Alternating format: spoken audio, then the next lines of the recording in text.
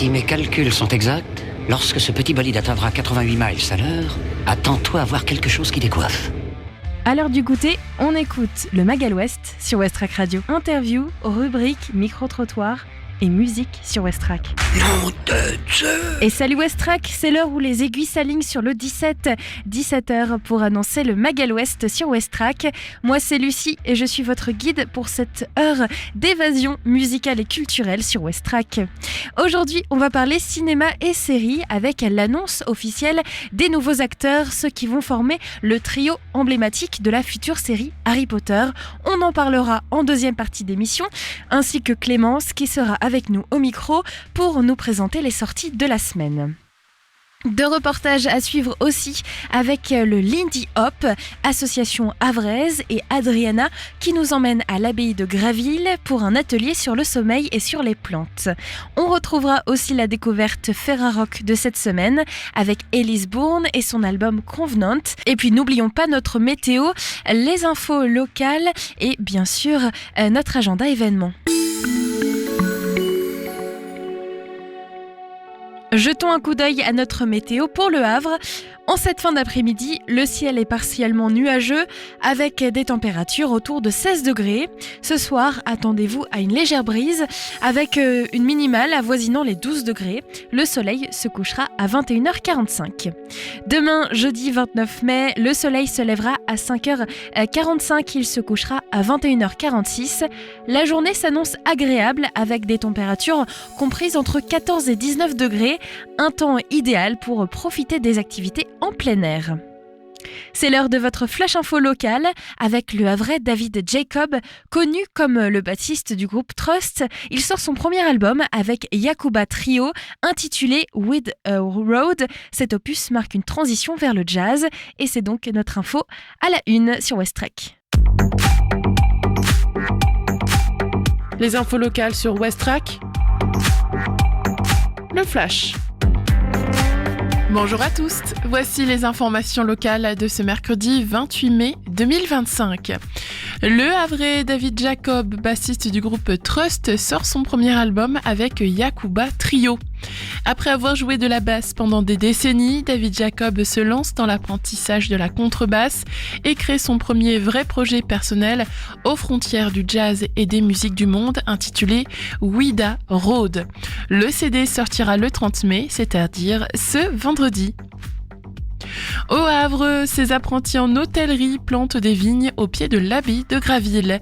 Les apprentis du lycée Jules Le Seine ne sont pas que derrière les fourneaux. Les jeunes ont planté des vignes près de l'abbaye de Graville, au Havre, pour utiliser à terme les fruits dans leur restaurant d'application. Logement, la ville du Havre lance une enquête pour mieux comprendre les attentes des seniors. Jusqu'au 30 juin, la ville du Havre lance une enquête en ligne pour les personnes de plus de 60 ans, intitulée Bien vieillir chez soi. Elle vise à comprendre leurs besoins et leurs attentes en matière d'habitat. La santé mentale, une des priorités au contrat local de santé signé par l'agglo de Fécamp. Avec l'ARS et différents partenaires, Fécamp Littoral a signé un contrat local de santé 2025-2028. L'accès aux soins est naturellement parmi les objectifs et la santé mentale dès le plus jeune âge figure parmi les préoccupations. Laurent Vassé, président de la collectivité territoriale, veut un changement radical dans l'accompagnement de la santé mentale. Et enfin, à Fécamp encore, des élèves du lycée Descartes offrent un soutien à la vie en bleu pour l'autisme. Des lycéens de Fécamp en CAP cuisine ont vendu 300 crêpes et gaufres dans le cadre du DIF Day pour récolter de l'argent à destination de l'association La vie en bleu pour l'autisme, ce dont leur servira à emmener leurs adhérents en sortie. Merci de votre fidélité, le journal continue avec le journal national et international. Bonsoir à tous. Joël Le Squarnec ne fera pas appel de sa condamnation. C'est ce qu'indique l'avocat de l'ex-chirurgien condamné à 20 ans de réclusion criminelle, reconnu coupable de viol et d'agression sexuelle sur près de 300 victimes entre 1989 et 2014. Certaines parties civiles regrettent que Joël Le Squarnec échappe à une rétention de sûreté, une mesure qui permet de placer dans un centre un criminel présentant un risque élevé de récidive après la fin de sa peine. Il pourra demander sa libération lorsqu'il aura purgé les 2 tiers de sa peine. La justice se prononcera alors pour ou contre sa remise en liberté. Les travaux de l'A69 devraient reprendre mi-juin, c'est ce qu'indique le ministre des Transports Philippe Tabarot après la décision de la Cour d'appel administrative de Toulouse d'autoriser la reprise du chantier qui a été arrêté fin février, alors que cette autoroute entre Toulouse et Castres est vivement critiquée par les militants écologistes. D'ici quelques mois, la justice rendra sa décision sur le fond du projet. La crainte d'une épidémie de chikungunya en Auvergne-Rhône-Alpes, 63 cas de la maladie enregistrés en cette fin de mois, alors que seuls 4 cas avaient été dénombrés sur l'ensemble de l'année dernière. L'augmentation du nombre de cas de chikungunya est liée à une épidémie majeure à La Réunion. Le bilan passe à 15 morts sur l'île. Le phénomène se poursuit, le nombre de naissances a encore diminué le mois dernier en France, 34e mois consécutif de baisse. Ce chiffre baisse dans toutes les régions de France, hormis dans les Pays de la Loire où il est quasi stable. Les régions comptant le plus de nouveau-nés sont l'Auvergne-Rhône-Alpes, les Hauts-de-France et l'Île-de-France. À l'étranger, le nouveau chef du Hamas à Gaza tué par Israël. C'est ce qu'annonce le Premier ministre israélien Benjamin Netanyahou. Mohamed Sinouar était considéré comme le chef du mouvement islamiste palestinien. Et puis en foot, 3 jours avant la finale de la Ligue des Champions entre le PSG et l'Inter Milan, place ce soir à une première finale européenne, celle de la Ligue Conférence. Elle oppose le Betis Séville à Chelsea. Coup d'envoi de la rencontre 21h. Voilà pour l'essentiel de l'actualité. Passez une excellente fin d'après-midi. Il est 17h06 à l'écoute du Magal Ouest. Merci d'être avec nous.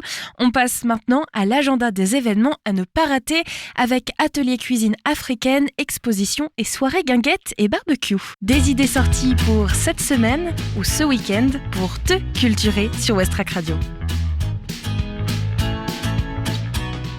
Une soirée guinguette et barbecue ce soir à partir de 18h. Rendez-vous au 6 rue Gustave Lenier au Havre pour une ambiance conviviale autour d'un barbecue et de la musique guinguette. L'entrée est totalement libre. On parle toujours nourriture, cette fois-ci avec un atelier cuisine africaine. C'est ce soir, ce 28 mai, plongé au cœur des saveurs africaines lors d'un atelier culinaire au Havre.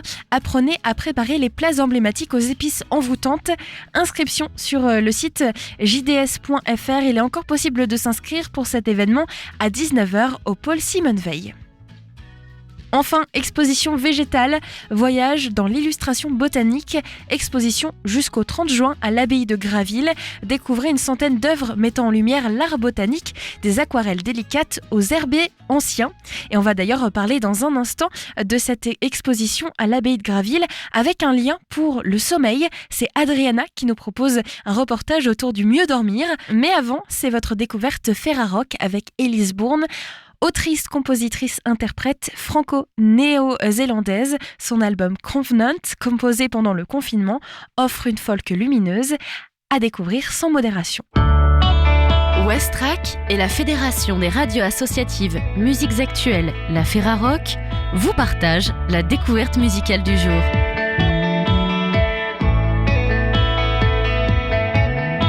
Originaire de Nouvelle-Zélande, mais bercée entre Nantes et les églises familiales, Elise Bourne incarne cette folk à la fois intime et habitée, capable de faire vibrer l'âme autant que les murs d'une salle. Son tout premier album, Covenant, est à découvrir cette semaine sur les ondes Ferrarock. Un disque lumineux né d'un parcours personnel profond, forgé dans l'enfance entre batterie en carton, chant improvisé et instruments de fortune. Une exploration musicale née dans l'instinct et la spontanéité qui aujourd'hui s'épanouit avec une justesse bouleversante.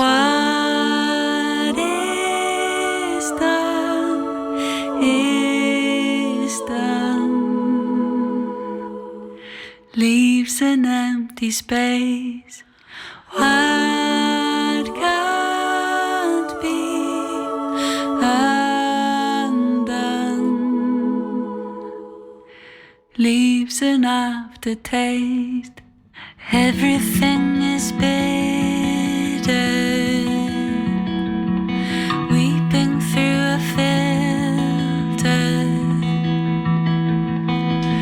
Everything's a trigger. You run.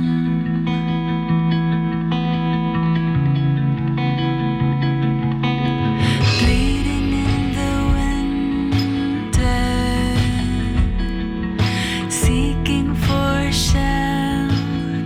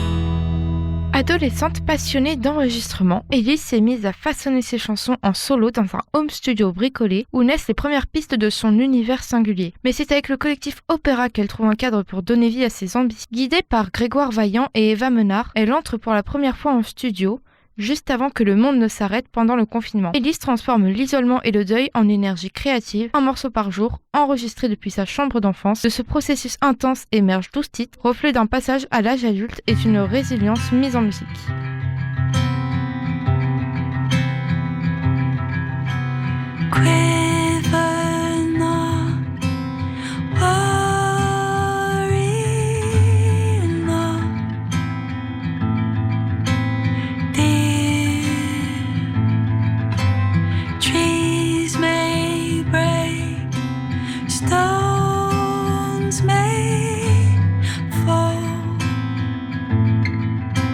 Redemption is yours. Let now not love grow cold. Sing songs of old. Look now not to these hurts. Remember his words.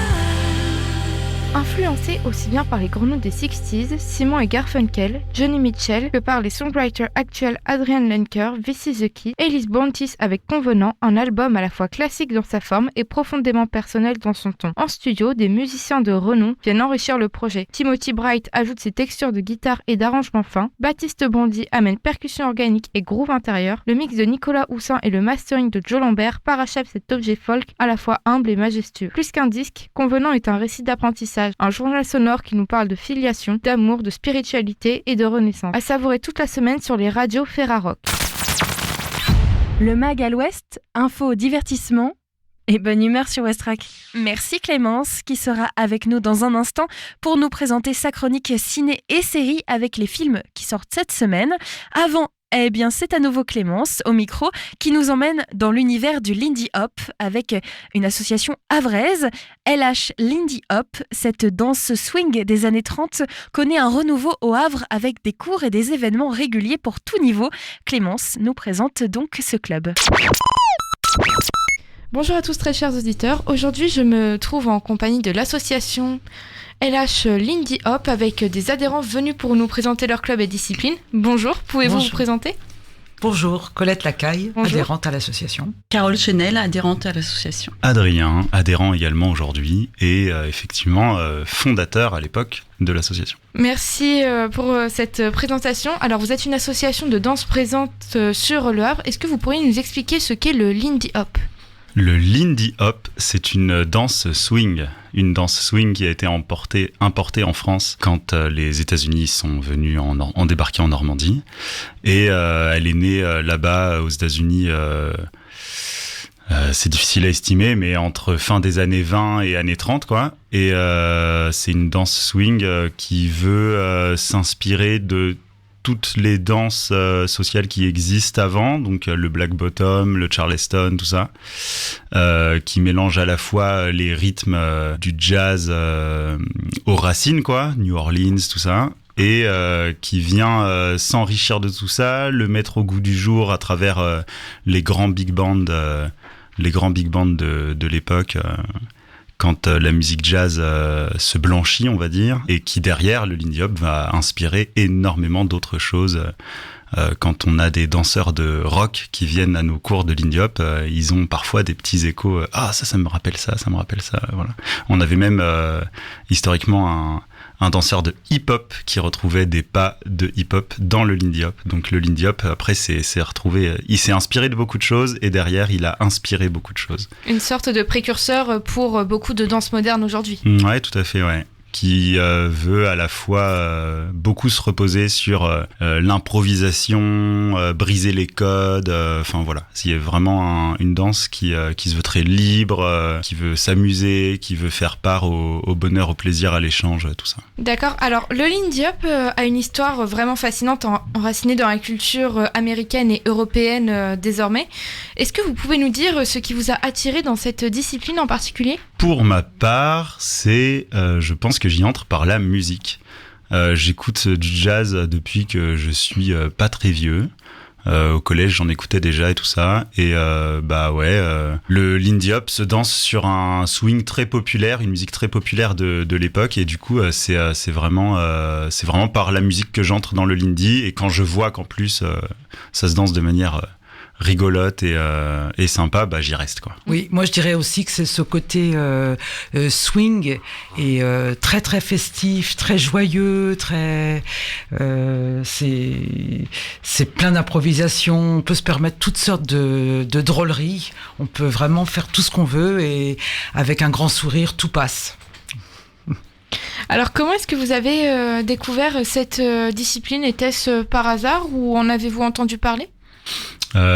Pour ma part, c'est quand je suis à la fac à Caen avec ma copine. On cherche à rejoindre, faire une activité à côté de nos cours de fac, et du coup on s'inscrit dans une association à Caen qui s'appelle Caen Ça Swing, que je recommande chaleureusement à tous ceux qui nous écoutent qui pourraient passer par Caen s'ils en avaient l'occasion. Et c'est là qu'on a découvert l'ambiance toute particulière du swing dans cet asso-là.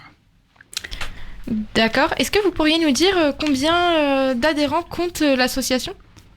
48 personnes actuellement, oui, sont inscrites. On a relancé les cours depuis 2 ans à peu près, et là on est en train de prendre notre envol, quoi. C'est une association en pleine floraison, oui, comme j'aime bien le dire. Oui. Est-ce que vous pourriez nous dire à quand remonte sa création ?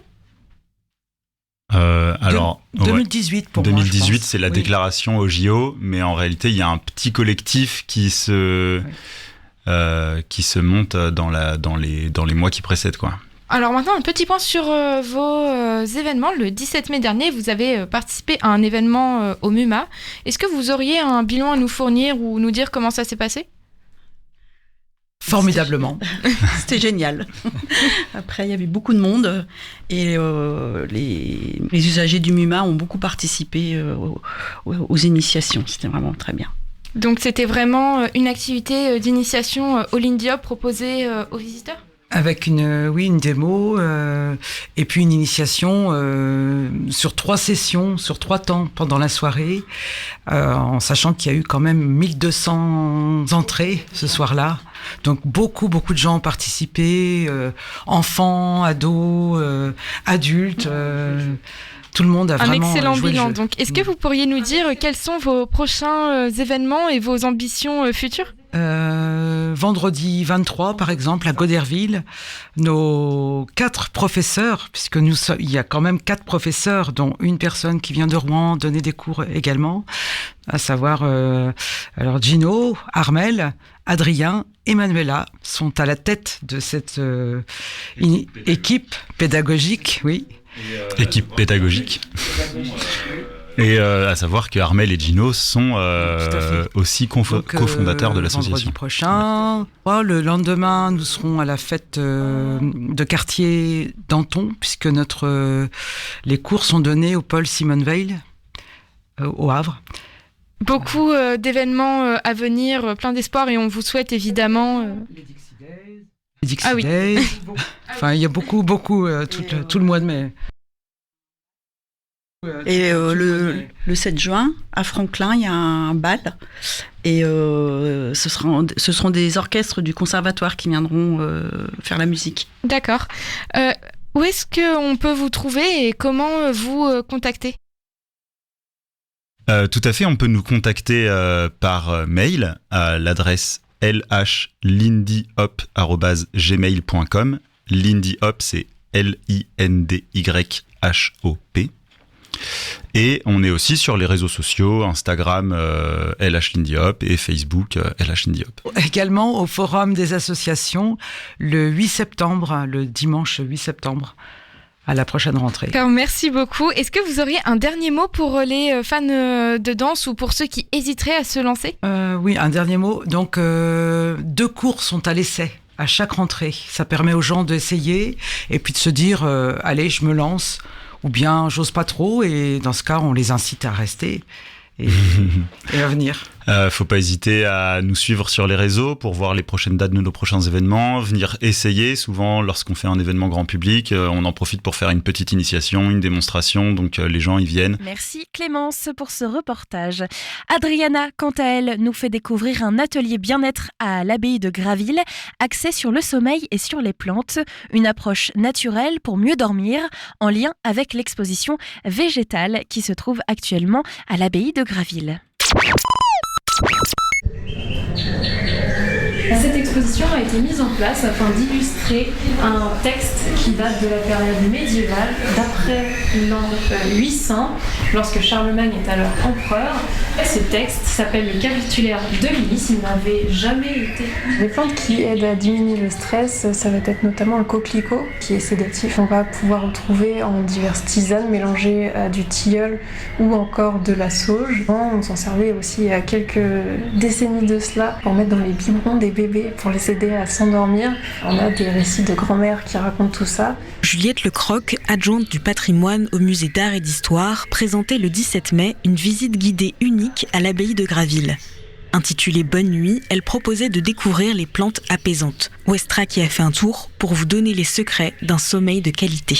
Mais attention, ce n'est pas sans risque. Bien se renseigner avant vraiment de se lancer dans la cueillette de fleurs, de plantes pour ensuite s'en servir, puisque le pavot, qui ressemble comme 2 gouttes d'eau au coquelicot, peut être nocif. Son latex contient de la morphine et de la codéine, et c'est à partir de ça d'ailleurs qu'on fabriquait l'opium. Pour terminer, tout à gauche, vous allez avoir cette fleur blanche qui est donc de la camomille, bien connue aujourd'hui Elle a des effets apaisants de nouveau sur les yeux, très bonne pour la digestion, c'est aussi pour cela qu'on la boit en tisane et elle a des effets sur l'anxiété, elle va la réduire. Mais pour vous en parler plus en détail, je vais vous orienter cette fois-ci vers Julie Arquet, une herbaliste qui est présente ce soir et qui vous fait déguster les tisanes qu'elle fabrique elle-même. Dans le cloître de l'abbaye, une vingtaine de personnes s'amoncellent autour du stand de Julie Arquet, spécialiste des plantes médicinales. Alors j'ai tisane au choix. Donc tisane nuit douce ou une tisane tonus. Donc une va favoriser le sommeil, l'autre va vous permettre de tenir toute la soirée. Que retrouve-t-on dans cette tisane douce nuit ? Épines, du basilic, de l'escolzia, de la matricaire et de la passiflore. Donc il y a des plantes qui vont effectivement favoriser le sommeil, qui vont induire le sommeil. On dit qu'elles sont légèrement hypnotiques. Elles vont donc réduire le temps de l'endormissement. Ensuite, il y a des plantes qui vont apaiser et limiter les réveils nocturnes, comme la passiflore par exemple. Après, tout ce qui est l'aubépine, le basilic et la matricaire, ce sont des plantes qui vont agir sur la digestion si elles nuisent à l'endormissement, mais ce sont des plantes qui vont aussi réguler le système nerveux et favoriser un sommeil de meilleure qualité. Jessica nous donne son avis. Je la trouvais très bonne. Je suis très familiarisée avec les tisanes. Souvent, on dit que c'est pour l'endormissement, mais je trouve plutôt que c'est pour l'apaisement. Et vous avez senti le goût de la camomille dans celle-ci qui a plusieurs autres fleurs? Oui, tout à fait. J'ai une grande habitude de prendre la camomille depuis des années, depuis tout petite. Moi, je viens du Pérou. Et souvent, on dit que la camomille, c'est lorsqu'une personne est énervée, beaucoup de stress à gérer dans la journée, et on dit prendre la camomille, ça fera du bien. Maintenant que vous connaissez les plantes qui aident à dormir, il ne reste plus qu'à savoir comment les préparer. Julie Arquet. Devant vous, là j'ai mis différents accessoires en fait pour vous expliquer l'art de la tisane en fait, parce que c'est vraiment un rituel qui est composé de pas moins de 10 étapes. D'abord, forcément, on va sélectionner notre ou nos plantes en fonction de ses besoins ou de ses envies, donc déjà la plante. Ensuite, on va sélectionner le contenant, qui est très important parce que la plante doit vraiment être immergée dans l'eau. Donc une théière, une tisanière ou même une casserole. Voilà, on va mettre nos plantes, on va mettre la quantité d'eau nécessaire et on va faire chauffer dans la casserole ou dans notre bouilloire. Alors celle-ci, elle est avec température réglable. On a notre contenant, notre eau. On va venir chauffer donc entre 85 et 90 degrés. Ensuite, on va venir verser, si on est en mode bouilloire, on va venir verser notre eau sur la plante qu'on aura mis dans notre théière ou notre tisanière et on va laisser infuser pendant une dizaine de minutes. Si 10 minutes c'est trop aromatique, on peut baisser. On bénéficiera quand même des bienfaits thérapeutiques des plantes. En ce qui concerne la partie casserole, dès que l'eau est à frémissement, on va sortir la casserole du feu et on va laisser également infuser pendant une dizaine de minutes. Après ce temps-là, on va filtrer. Donc forcément, la tisanière c'est facile, la théière également, mais on peut aussi venir verser nos plantes, voilà, dans notre petite tasse avant de déguster. Je vous ai mis aussi le petit sachet réutilisable, n'est-ce pas, qu'on peut utiliser. Une tisane peut être dégustée chaude ou froide. On bénéficiera quand même de ses bienfaits. L'équivalent d'une cuillère à soupe pour un mug comme celui-ci, 250 ml. Une cuillère à soupe selon la densité des plantes, parce que ça va aussi rentrer en compte. Vous avez vu la passiflore par exemple, elle est réduite. Donc là, on va plutôt prendre une cuillère à soupe rase. Si on a du thym ou de la cannelle ou des petites plantes comme ça, on va plutôt partir sur une petite cuillère. Avez-vous des questions ? Je crois que tout est clair et que vous allez pouvoir passer de meilleures nuits grâce aux plantes. Deux reportages à retrouver sur le site de west-track.com. Je vous propose tout de suite deux nouveautés sur West Track avant de plonger dans notre chronique ciné et série en compagnie de Clémence. On écoute deux nouveautés avec Kasdoura, Kayal et Young Gun Silver Fox et leur Stevie and Sly et on se retrouve juste après.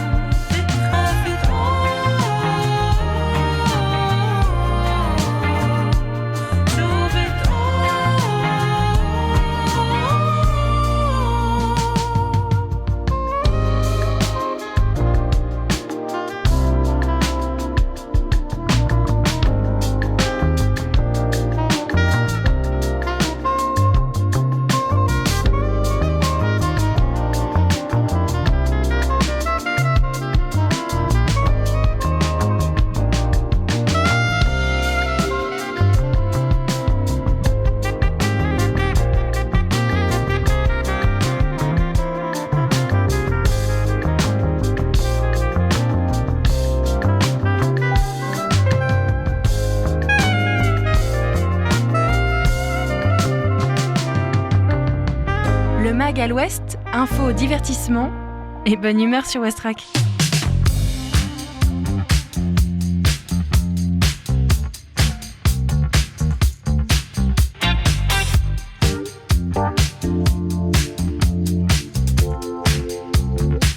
Well, you could call me old-fashioned, but I can't help looking back and wondering if I was born in the wrong time. There's something inside that's pulling me like a magnet. Drop a needle and I can't stop me. Yeah. Give me that magic, man, I gotta have it.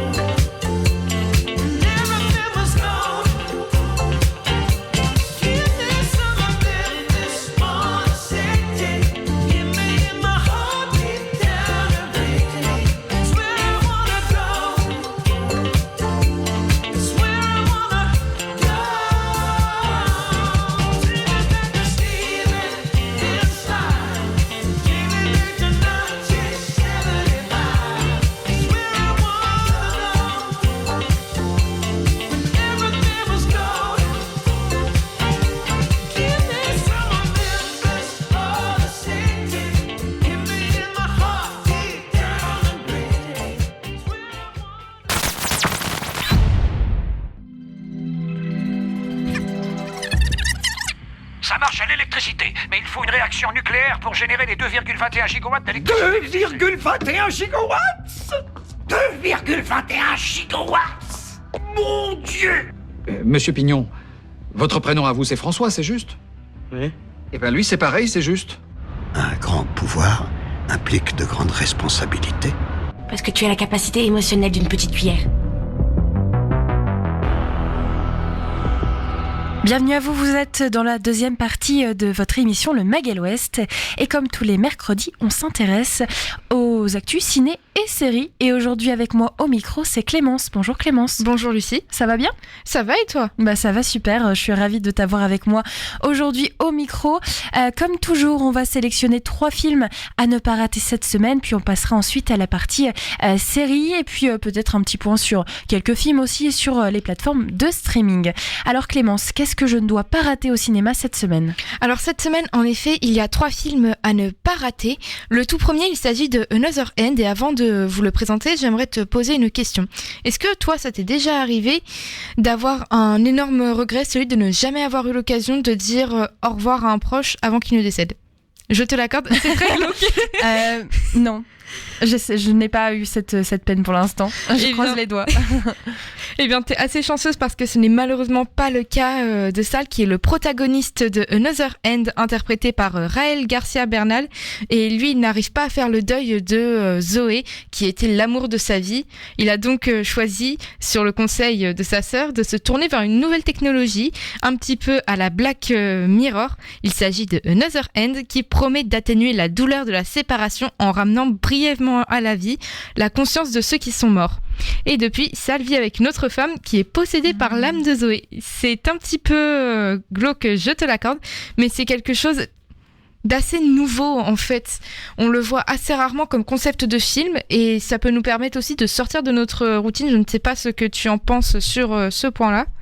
Mais je crois que j'ai déjà vu des idées un petit peu de films comme ça. En effet, il y a un épisode de Black Mirror qui ressemble un peu à cette idée-là. En général, ça finit jamais bien. Il y a toujours le regret, je crois, à la réalisation de se dire « Ah, mais c'est pas vraiment la personne ». Alors, j'ai pas encore vu le film, mais moi c'est non peut-être plus, ça. Mais on ne spoile de toute façon pas les films dans cette chronique. Et pourtant, ce film, il semble avoir été assez primé, notamment par la 74e édition de la Berlinale, qui est le festival international du film indépendant, pour son concept à la fois intriguant, mais malheureusement, il a été jugé par la critique comme étant mal exploité, puisque son concept de technologie permet d'implanter les souvenirs d'un défunt dans un autre corps pour faciliter le deuil. Même si ça a suscité l'intérêt des critiques, le bleu du miroir, lui, considère que c'était sous-exploité et que ça a été beaucoup trop rapidement abandonné dans le film au profit de rebondissements au final peu convaincants. Ok. D'un point de vue un peu plus visuel, Another End a été critiqué pour sa palette de couleurs dominée par des tons gris, bleus et beige qui ont créé une atmosphère jugée comme étant inadaptée et déprimante. En même temps, vu le type de film, moi, la palette me paraît plutôt adaptée. Surtout que c'est pas un film tout joyeux, au contraire. Donc une palette de couleurs plutôt grise, au contraire, permet une meilleure immersion à mon goût dans ce film. Et donc ce film est sorti le 28 mai dernier. Pour ce qui est des notes du film pour la presse, c'est assez varié, puisque on a d'abord le magazine féminin Elle qui l'a noté à 4 étoiles, tout comme la 7e Obsession, Les Fiches du cinéma et Libération. Mais on a eu d'autres critiques beaucoup plus dures comme le Monde, Le Parisien et le Journal du Dimanche qui n'ont noté que 2 et 3 étoiles ce film, notamment pour ses critiques sur le fait qu'on ne comprend notamment pas la fin. C'est ce que j'ai vu aussi depuis Allociné, puisque de nombreux spectateurs ont dit qu'ils n'ont pas compris le plot final. C'est dommage, mais ce film est disponible depuis le 28 mai, c'est-à-dire aujourd'hui. Allez, on s'écoute la bande-annonce, Clémence. 15 seconds. Nothing that could possibly let the up someone know she's deceased. C'était donc Another End, sorti aujourd'hui au cinéma. Un autre film, et je crois que c'est même un documentaire. Clémence, qu'est-ce que toi tu as repéré pour cette semaine ? En effet, Lucie, cette semaine, j'ai trouvé un documentaire qui est vraiment un must-see. Il s'agit de Shimla, une fuite des temps modernes, de Johan Reboul et Victoria Guillaumont. Alors ce documentaire commence en septembre 2023 avec Johan Reboul et Victoria Guillaumont qui se lancent un défi alors qu'ils ne se connaissaient pas, assez inhabituel il faut le dire. Ils veulent rallier Shimla qui se trouve au nord de l'Inde sans avion, seulement avec une caméra embarquée afin de suivre leurs aventures. Leur ambition initiale, elle est très claire, c'est de documenter les enjeux de l'eau à travers le monde. Mais Au fil des 19 pays qu'ils ont traversés et des rencontres marquantes, leur quête se transforme et laisse place à une odyssée des temps modernes qui nous fait découvrir une écologie intérieure, celle qui renoue avec des valeurs humaines qui se perdent aujourd'hui. À chaque étape, des personnes leur ouvrent leurs portes et leur donnent des solutions inspirantes qui permettent de préserver les terres, repenser notre rapport au temps et apprendre de la nature plutôt que de la contraindre. Donc c'est vraiment un documentaire pour ceux qui ont cet amour de la nature et pour tous ceux qui trouvent qu'il y a une actualité très anxiogène, puisque c'est aussi abordé dans ce documentaire où il nous incite en fait à découvrir le monde et surtout à le protéger.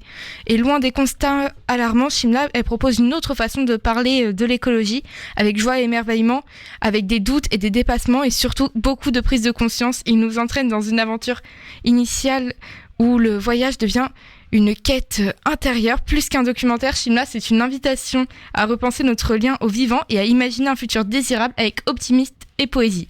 Mais maintenant, qu'est-ce qu'en dit la critique ? La critique salue la manière dont le film aborde les questions écologiques avec optimisme et poésie, et il s'éloigne énormément des discours alarmistes habituels, puisqu'il est décrit comme une invitation à repenser notre lien au vivant et à imaginer un futur désirable. Maintenant, pour ce qui est des critiques de spectateurs, puisqu'il y en a déjà, car le Grand Rex a fait le 26 mai une séance spéciale, une sorte d'avant-première, et bien tous les spectateurs en sont ressortis avec des étoiles dans les yeux. Ils ont absolument adoré ce documentaire et nous disent qu'on doit absolument aller le voir au cinéma. Et toi Clémence, tu as très envie d'aller le voir, je crois. Je pense que ça s'entend dans ma voix, oui. C'est vraiment pas le genre de documentaire que je regarde, puisque c'est surtout ce documentaire historique, mais celui-là, il me donne vraiment envie d'y aller. Eh ben on va écouter la bande-annonce pour se mettre dans l'ambiance et on se retrouve juste après pour le 3e film de cette chronique. J'incarne mon époque, ma génération, anxieuse d'un futur incertain et droguée au toujours plus. Mais on ne peut pas rentrer dans les clous d'une société qu'on trouve bancale. Alors j'ai voulu fuir. Une fugue des temps modernes. Sans la connaître, j'ai reçu une invitation de Victoria. Partir en Inde, sans avion. Étouffé par les actualités angoissantes, j'ai accepté d'y aller. Direction l'Inde et Shimla, pour documenter les enjeux de l'eau dans le monde. Ça, c'était le plan. Mais la vie a ce don de déjouer les chemins tracés. De retour dans le Mag à l'Ouest, c'est l'heure du 3e film à ne pas rater cette semaine et c'est Clémence qui s'est tournée vers la programmation de la semaine. Clémence, qu'est-ce qui est tombé dans tes radars pour le dernier film ?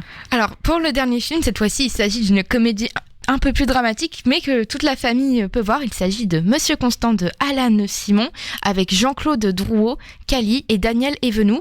Alors, ça se passe sur les îles aux Moines en Bretagne. Monsieur Constant est un ancien photographe de guerre et il est hanté par le souvenir de son amour perdu, Natalia, une célèbre danseuse étoile qui est tragiquement disparue il y a 50 ans, ne laissant derrière elle que son fils Sergio qui doit se rendre en Sibérie afin d'achever l'opéra dont rêvait sa mère. Il confie alors sa fille de 8 ans, Adela, à son grand-père qu'elle n'a encore jamais rencontré.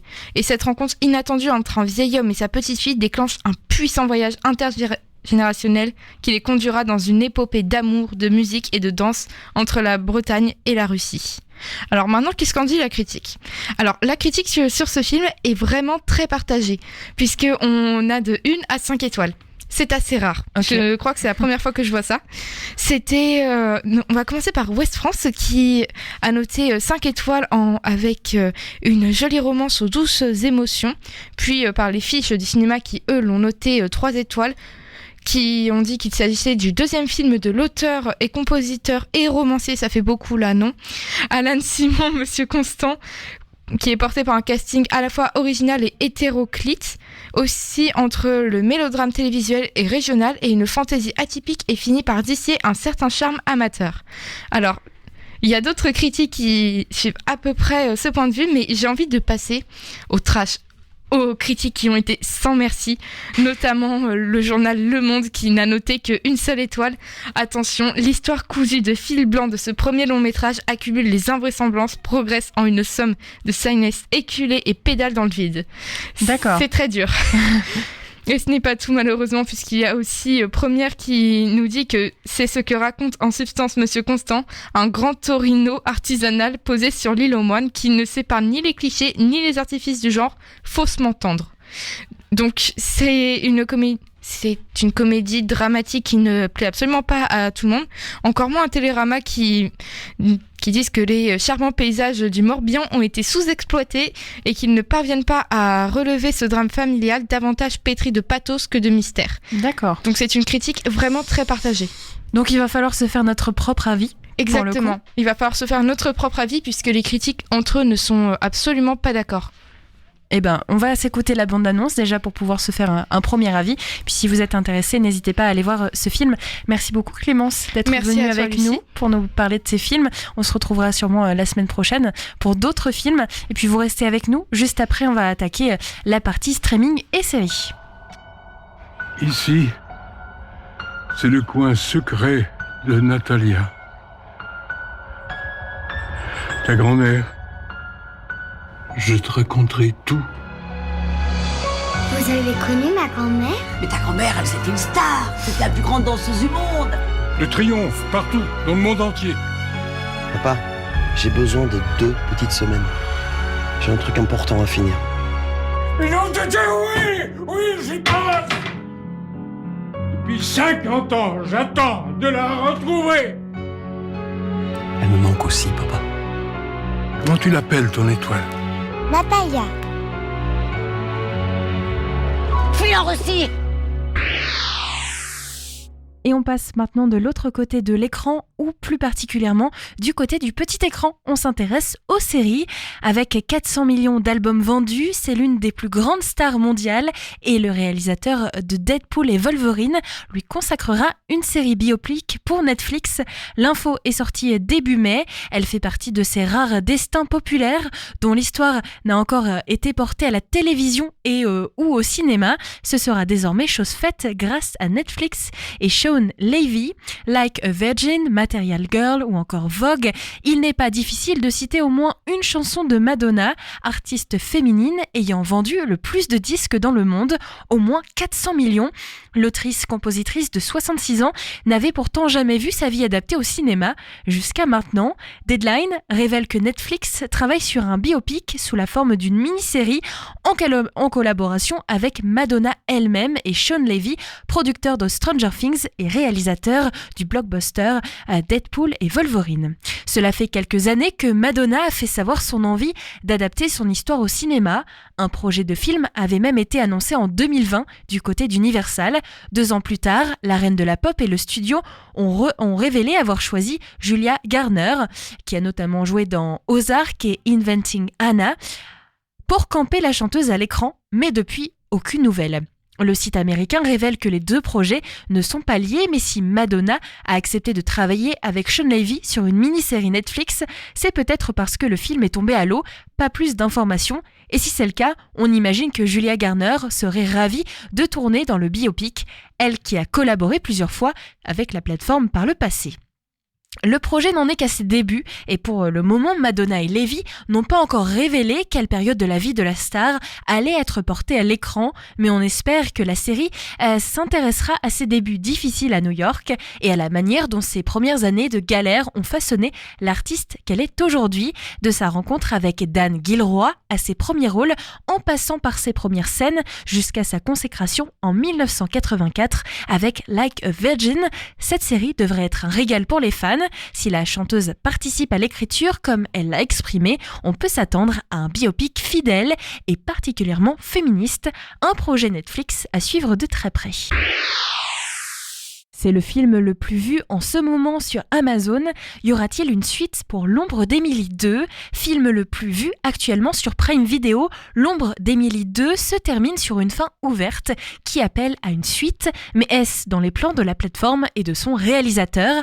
Paul Feig n'aime pas les suites. Le chic réalisateur a fait une entorse à son règlement avec L'ombre d'Emily, une comédie noire avec Blake Lively et Anna Kendrick, sortie sur nos écrans en 2018. Il lui a fallu 7 ans pour coécrire et réaliser un deuxième volet, disponible depuis le 1er mai sur Prime Video.